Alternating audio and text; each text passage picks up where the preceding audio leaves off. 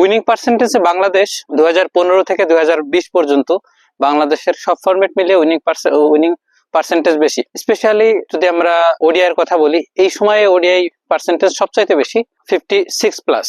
তো এই সময় আসলে ওডিআইতে বাংলাদেশ ক্রিকেট দলের সাথে কি কি ঘটেছে আপনি দেখতে পারেন। 2015 সালে আমরা ওয়ার্ল্ড কাপের কোয়ার্টার ফাইনাল খেলেছি, ইংল্যান্ডকে হারিয়েছি। 16 সালে টি-20তে আমরা ভালো করেছি, যদিও 3 বলে 2 রানের একটা বাজে স্মৃতি আছে, বাংলাদেশ ইন্ডিয়ার সাথে হেরেছিল, কিন্তু ওই টি-20 ওয়ার্ল্ড কাপে আমরা নিউজিল্যান্ডকে হারিয়েছি। এরপর আমরা 2017 সালে চ্যাম্পিয়ন্স ট্রফির সেমিফাইনাল খেলেছি, 2018 নিধাস ট্রফি, সব মিলিয়ে 2019-এ অবশ্য একটু খারাপ গেছে। তবে এই সময়টায় যত সিরিজ খেলেছি, আইসিসি টুর্নামেন্ট গুলো খেলেছি, ভালো খেলেছি আমরা। ইভেন 2015 সালে ওয়ার্ল্ড কাপের পরেই পাকিস্তানকে 3-0-তে হোয়াইট ওয়াশ ওডিআইতে, ইন্ডিয়ার সাথে 2-0-তে সিরিজ জয়।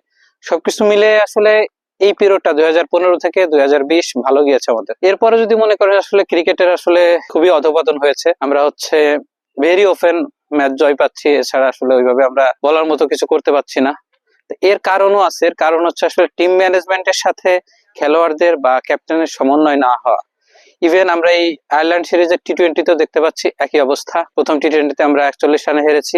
জানি না আজকে কি হবে, হয়তো আমরা কামব্যাক করতে পারি, কিন্তু আসলে ক্যাপ্টেন, টিম ম্যানেজমেন্ট এবং সিলেক্টর বা এদের সাথে যে সমন্বয় নয়, এদের সাথে আসলে যে একটা পার্টনারশিপ থাকে, কন্ট্রিবিউশন থাকে, যে সবাই সবার সাথে আসলে সমন্বয় করে খেলা, এই ব্যাপারগুলো আসলে থাকছে না, যার কারণে আমরা দিন দিন পিছিয়ে পড়ছি। আসলে অনেক দেশেরই আসলে টিম ম্যানেজমেন্টের সাথে ক্যাপ্টেনের বা অনেক সমস্যা থাকে, কিন্তু মিডিয়াতে এত আসে না। আমাদের দেশটায় আসলে কিছু বলার আগেই মিডিয়াতে চলে আসে, মানে বায়ু দূষণ হওয়ার আগে মিডিয়াতে চলে আসে, এরকম একটা অবস্থা।